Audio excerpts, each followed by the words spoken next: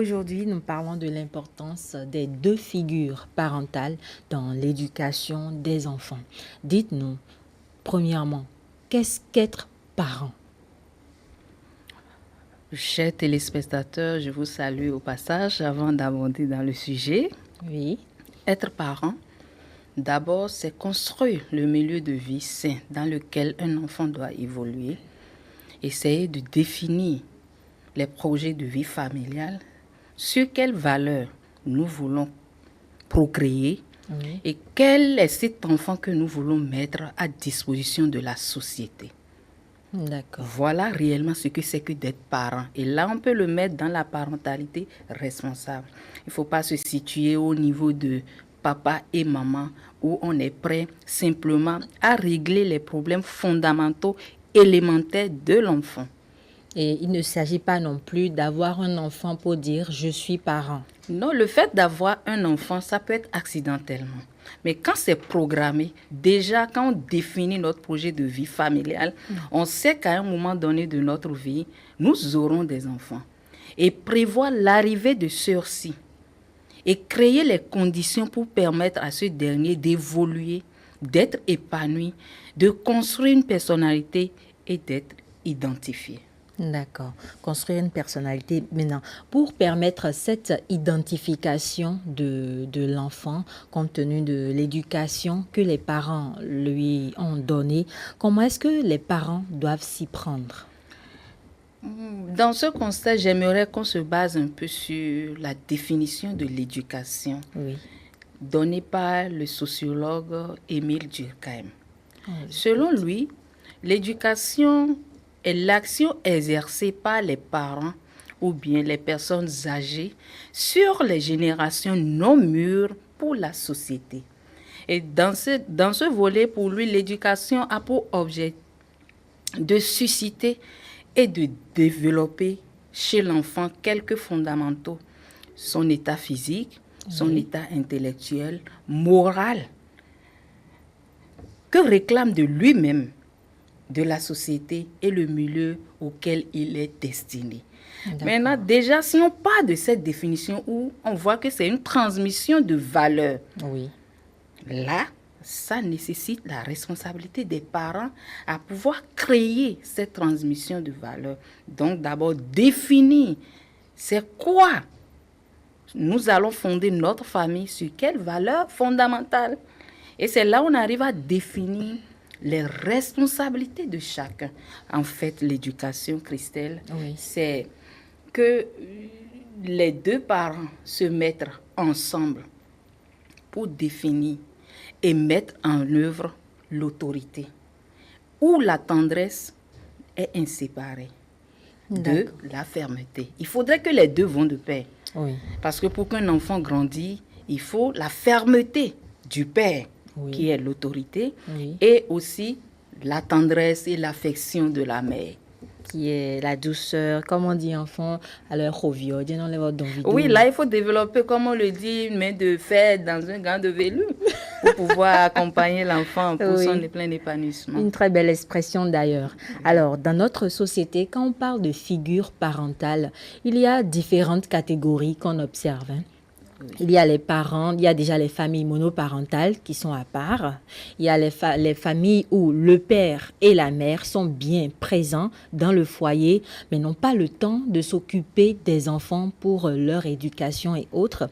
Il y a les familles où le père est complètement démissionnaire tout en étant bien dans la famille, et c'est la mère seule qui essaie de tout gérer. Nous allons évoluer cas par cas et prendre d'abord le cas de cette famille-là où les deux parents sont bien présents, mais aucun d'entre eux n'a le temps de s'occuper des enfants.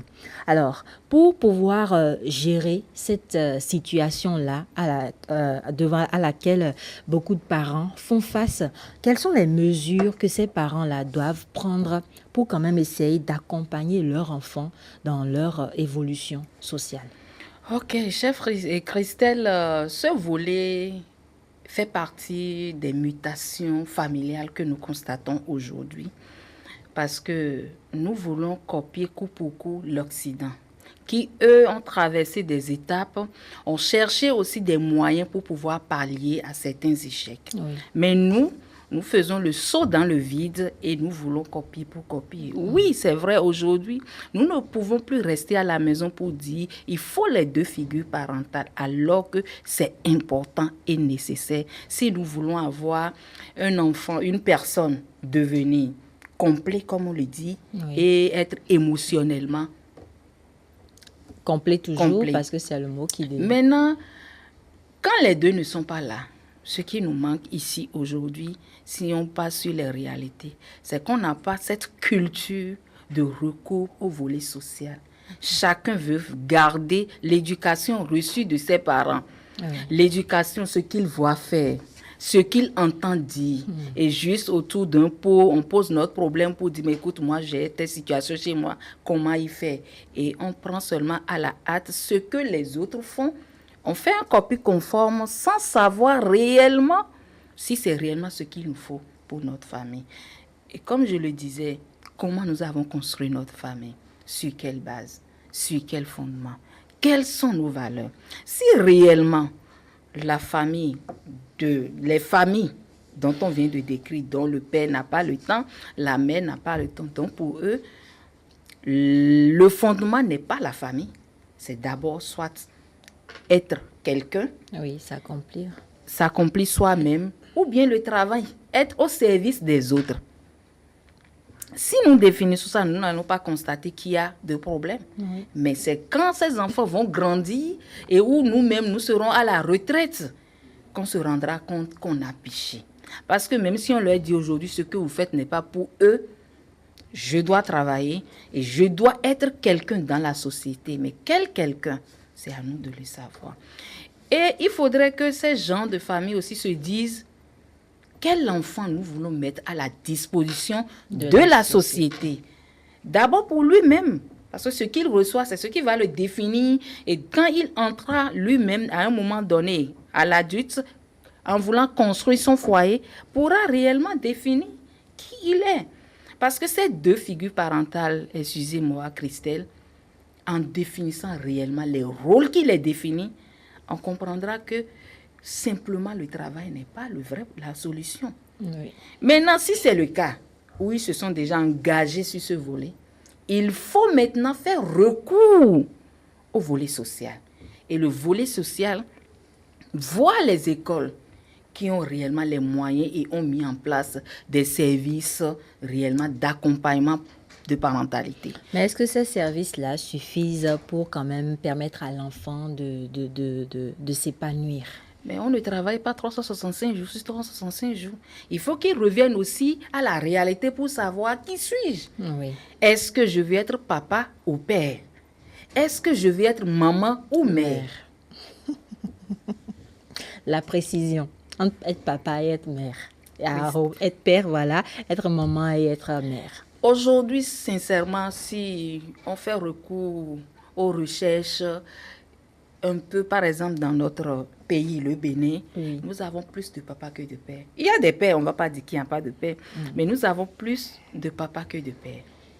Les papas, on dit, mon papa m'a offert ci, hier, j'étais allé au fast-food, mon papa m'a acheté tel jeu, ah, papa amène-moi du chocolat.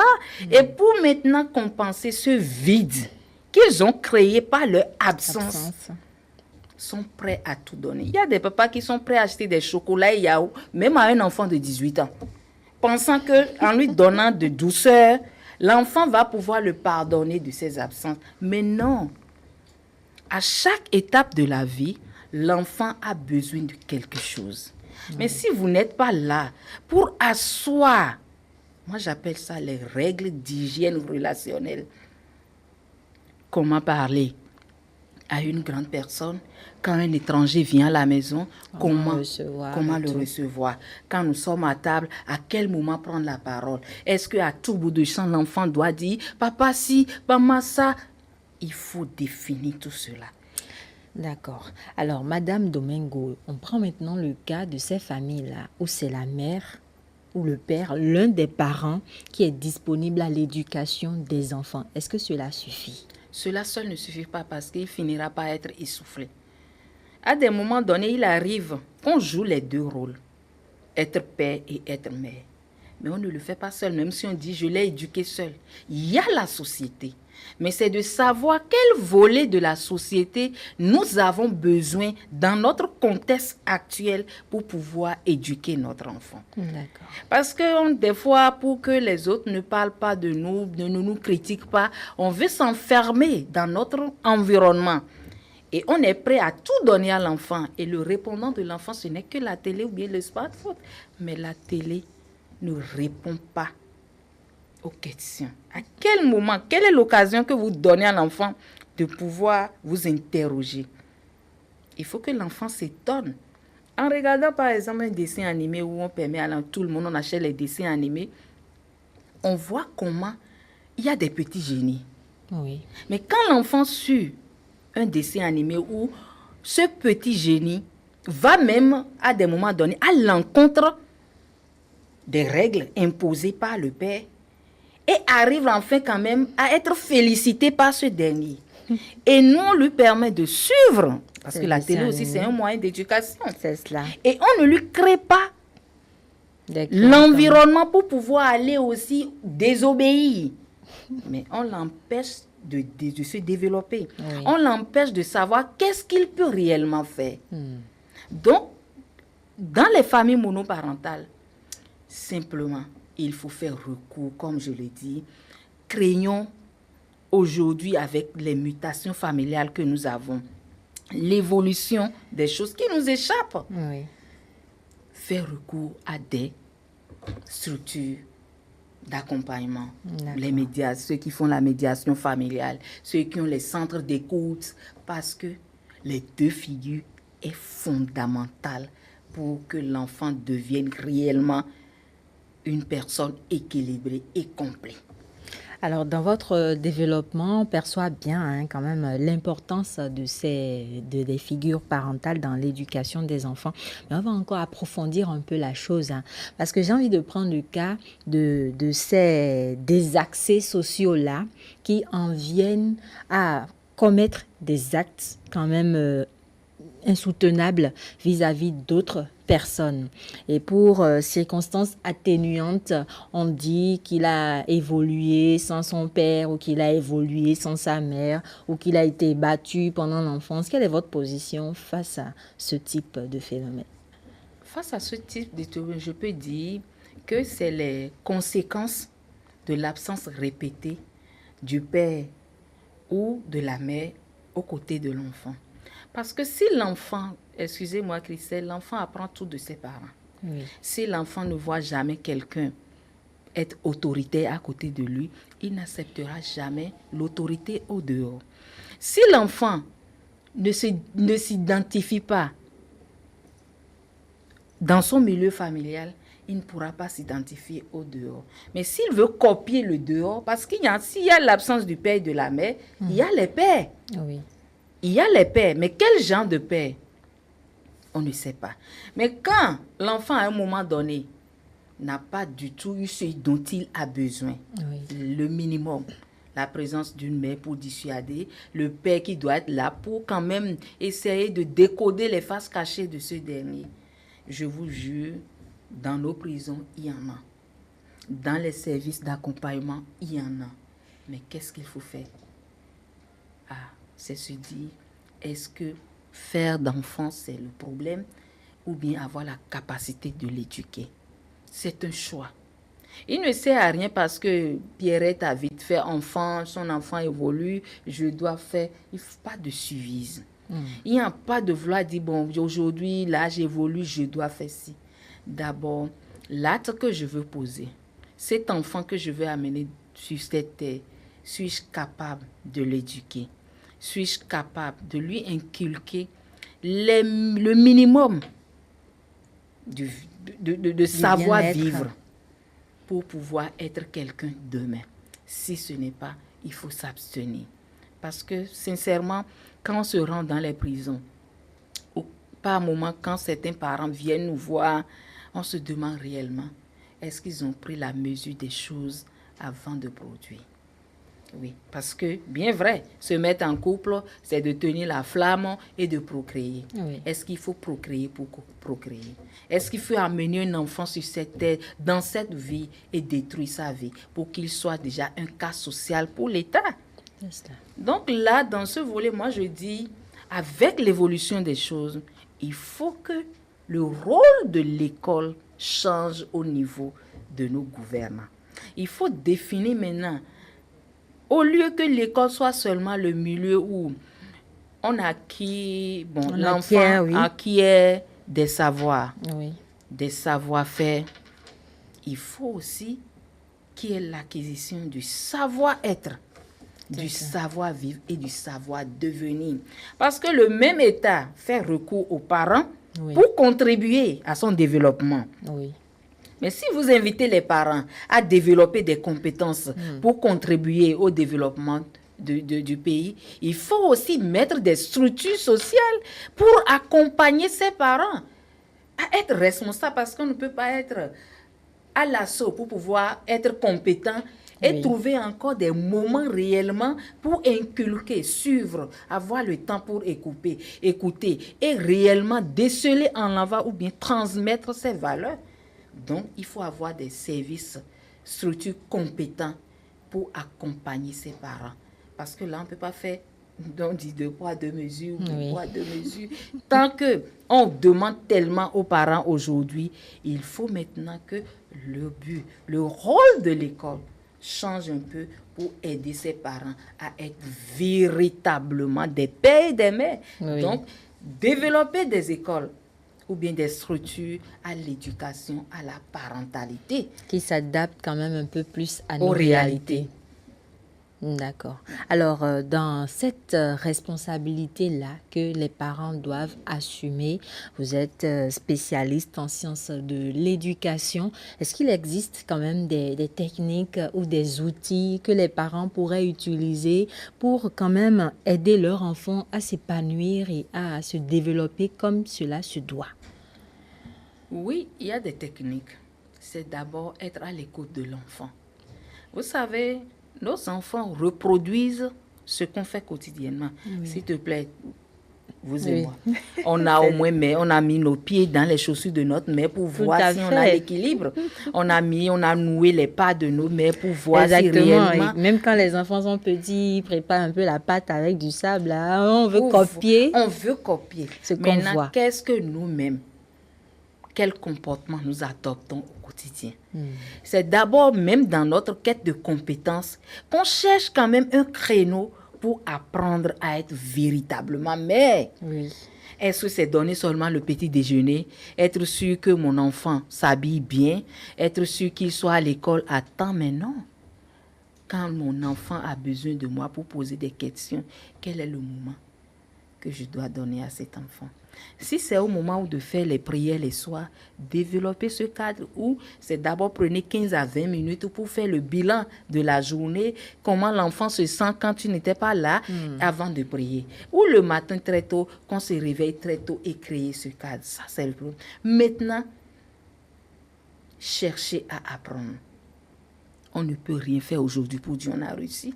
Tout le monde, les parents ne sont jamais là. D'abord, quand on construit, on a peur, tellement il y a la peur aujourd'hui qui nous empêche même d'exposer nos difficultés à nos parents proches. Oui. Mais on ne peut pas évoluer dans l'individualité, dans l'individualisme pour dire on veut transmettre quelque chose. On reçoit de la société, on reçoit de la communauté, on reçoit de notre environnement. Et ce qu'on reçoit, c'est ce qu'on peut transmettre. Donc aujourd'hui, c'est faire le point de tout ce que nous avons reçu. Quelles sont nos faiblesses?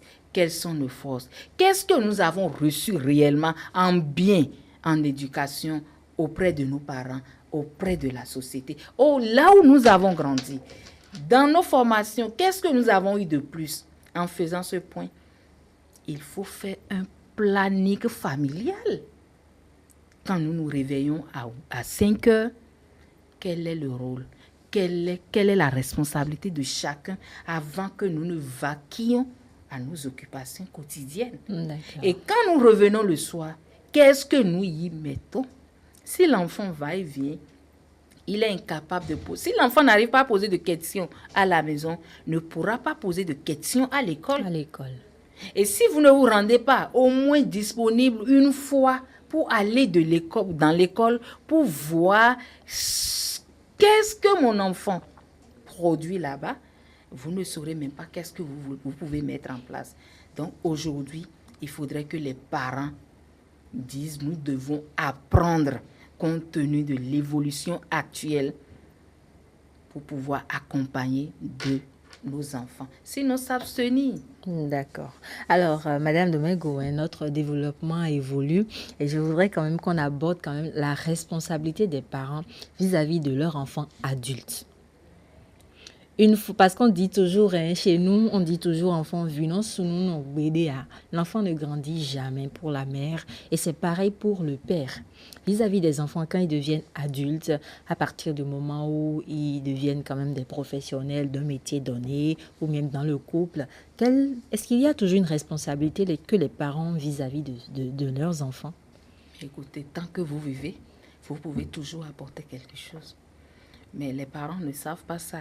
Vous savez, aujourd'hui, plusieurs parents vivent juste pour, je dirais, remplir un manque. Soit d'autres vont dans le mariage parce que dans la famille, ils n'ont pas eu leur père ou bien leur père est vraiment violent ou la maman est tellement absente et quand ils viennent dans le ménage, veulent reproduire ça et avoir une femme à leur côté tout le temps. Donc, c'est seulement... Et qu'est-ce que je vais dire? C'est simplement, c'est que ce manque, combler un vide. Donc, dans ce volet, il ne voit même pas que l'enfant grandit. Il est bon qu'à un moment donné, qu'on fait une pause, évaluer sa vie à un moment donné, pour savoir que réellement, nous avons failli et cultiver pour pouvoir donner. Mais si le père dit, mais j'ai tout donné, j'ai payé l'école, donc pour lui, il a fait son devoir. Oui. Mais s'il est resté dans le rôle de papa, il ne saura même pas qu'il a quelque chose à donner à son enfant adulte. Mais voir avec l'enfant, qu'est-ce qu'on peut apporter? Parce qu'en tant que grands-parents, on a toujours quelque chose. On a toujours un résidu. Une expérience à partager. Et là, mais en son temps, j'ai failli à ce niveau, mais moi, pour te permettre d'y aller, je peux combler ça. Au lieu de rester à la maison, et tourner en rond, regarder la télé, mais être au service des petits-enfants. Pour permettre, par exemple, au papa ou au maman ou à la mère d'aller vaquer aux occupations. Et c'est le moment maintenant que ce que vous avez raté pour vos enfants, dans l'enfance, vous pouvez combler. Avec les petits-enfants. Combler parfois à tort ou à raison, parce qu'on dit souvent, les grands-parents sont souvent trop gâteaux avec les petits-enfants. Oui, mais parce que ceux qui n'ont pas pu donner, ils pensent qu'ils peuvent rattraper cela au niveau des petits-enfants. Mais non, à des moments donnés, faire des constats, appeler le couple à un moment donné autour d'un dîner, profiter des occasions pour dire, mais écoute, la dernière fois j'ai constaté tel comportement, tu peux, parce qu'en son temps, j'ai pas pu, mais on me l'a dit, et voilà. Et amener les parents à décoder qu'à un moment donné, ils sont en perte de vitesse et aider aussi le couple à agir, c'est tout. Mais dans ce contexte de vouloir aider son enfant adulte à bien vivre sa vie de couple et pourquoi pas aider aussi à participer à l'éducation des petits-enfants, quelle est la limite à respecter pour ne pas tomber dans le fait de vouloir gérer le foyer de son enfant dans les mains de son enfant, comme on dit? C'est qu'à l'âge adulte, en tant que grand-parent, il faut faire d'abord le bilan de sa vie. Oui. Pour voir, mais qu'est-ce que j'ai bien fait, qu'est-ce que j'ai pas bien fait. Si tu constates qu'il y a quelque chose que tu n'as pas bien fait, ce n'est pas en allant dans le foyer pour dire faites ci, faites ça, non. Mais c'est de créer des moments de transmission de valeurs. Ça peut être une fois dans l'année où tu viens sur certaines choses que tu aurais dû faire et que tu n'as pas pu. Et que l'autre ayant reçu ton éducation, ne pas commettre. Donc, sur ce volet, c'est créer des moments de partage, d'expérience. Parce que lui aussi, il est déjà dans la vie pour pouvoir construire quelque chose. Donc, tu ne peux pas venir aujourd'hui parce que quand tu n'étais pas là, il a construit sa vie sur des bases données. Donc, et il s'est donné à ça. Tu ne peux pas venir aujourd'hui pour dire ne le fais pas. Oui. Mais simplement tirer son attention sur certains faits qu'aujourd'hui étant au repos. Et en tout cas, étant donné que tu n'es plus aux affaires, sur certains détails qui ne peuvent pas tenir. Donc, voilà un peu en général ce qu'on peut. Alors, toujours dans le rayon des limites à ne pas dépasser. Oui. Pour sa mère, Paula, qui quand même veulent tellement bien jouer leur rôle de parents, on arrive à en faire de trop jusqu'à rendre l'enfant dépendant d'eux ou d'elle. Comment est-ce qu'elles doivent gérer ça? Comment est-ce qu'ils doivent gérer ça pour quand même laisser l'enfant s'épanouir dans les bonnes mesures? C'est toujours la peur. L'enfant ne grandit jamais pour sa mère. Mais pour ces gens de mère, c'est d'abord... Ou de père. De père aussi, c'est d'abord accepter, être aidé par le mari ou bien la femme.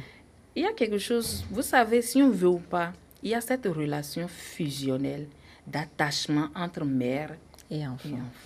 C'est quand, peut-être pour raison de service ou bien de maladie, quand la mère est un peu indisponible, que le papa puisse, ou bien la maman essaie de créer cette relation, à impliquer le père dans ses rôles de donner l'affection. Parce que la maman, d'abord, c'est son rôle, c'est donner l'affection.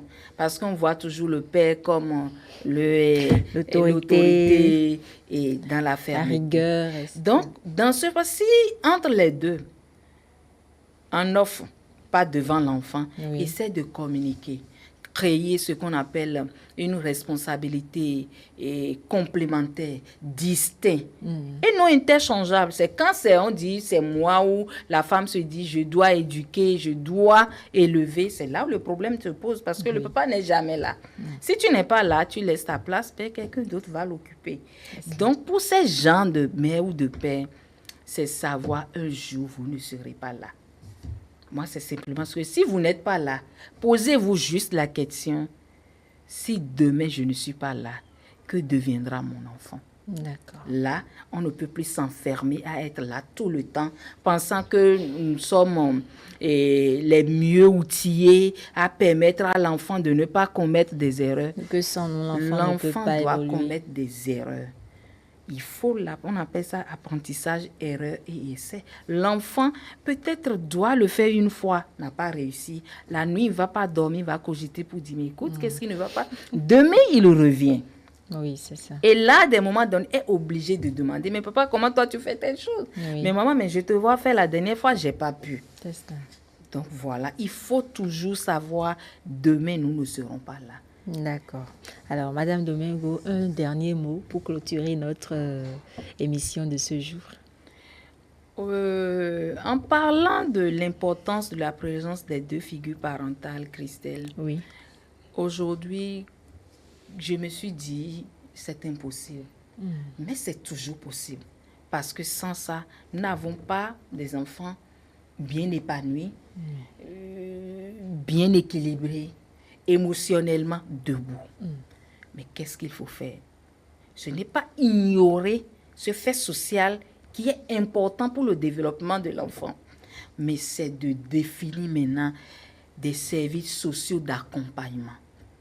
Il faut que les parents aujourd'hui se rendent compte qu'ils ne peuvent plus continuer à être papa, mais des pères.